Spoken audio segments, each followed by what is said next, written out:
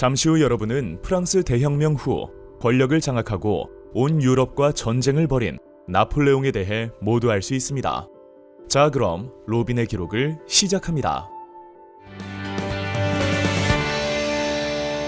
한국사는 로빈. 프랑스는 로베스피에르의 처형으로 공포 정치가 끝난 후 5명의 총재가 통치를 책임지는 총재 정부가 들어섰습니다. 하지만 정부는 취약하고 무능하여 반대파의 음모와 비판에 시달렸으며 물가가 급등하는 등 사회적 혼란이 계속되었습니다.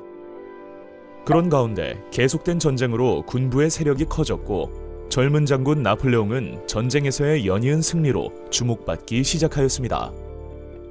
이후 나폴레옹은 쿠데타를 일으켜 총재 정부를 무너뜨리고 통영 정부를 구성하면서 스스로 제1통령이 되어 권력을 장악하였습니다.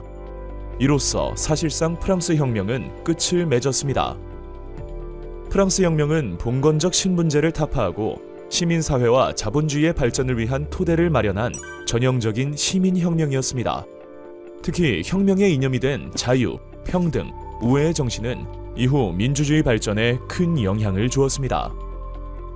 당시 유럽 각국은 프랑스 혁명이 국왕의 처형으로 이어지자 위기감을 느꼈고 이에 영국을 중심으로 오스트리아, 러시아, 스웨덴 등의 나라들은 프랑스 혁명 세력을 굴복시키기 위한 대프랑스 군사동맹을 맺었습니다.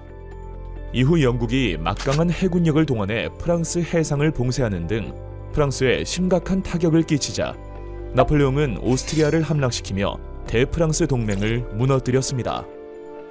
이에 프랑스는 평화를 회복하였으며 나폴레옹은 혁명의 성과를 이어받아 프랑스 은행 설립, 산업보호정책 수립, 국민교육제도 도입 등 개혁을 추진하였습니다.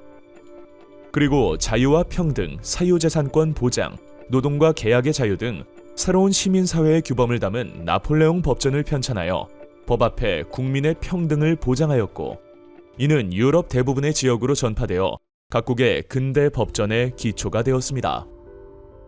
그 후 나폴레옹은 국민투표에서 압도적인 지지를 얻어 황제에 즉위하였습니다. 황제가 된 나폴레옹은 프랑스의 팽창을 견제하려는 유럽 주변국들을 정복하고자 하였습니다. 나폴레옹은 다시 결성된 대프랑스 동맹과 전쟁하여 오스트리아와 프로이센, 러시아를 격파하고 신성 로마 제국을 해체하였습니다.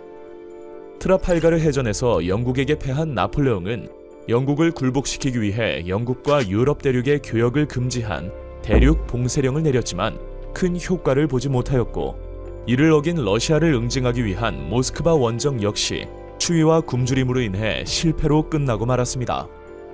그 후 대프랑스 동맹은 반격에 나서 프랑스 군대에 승리하였고 결국 나폴레옹은 유럽 연합군에 패배하여 엘바 섬에 유배되었습니다.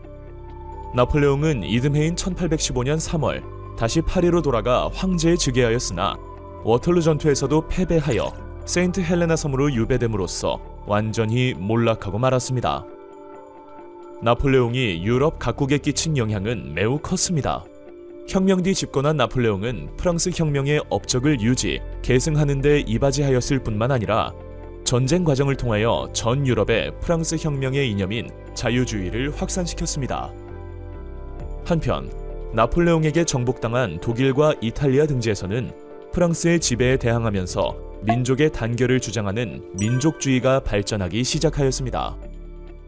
과연 이후 유럽의 역사는 어떻게 흘러갈까요? 나폴레옹 전쟁 이후의 세상, 빈 체제 편에서 아주 자세히 알려드리도록 하겠습니다.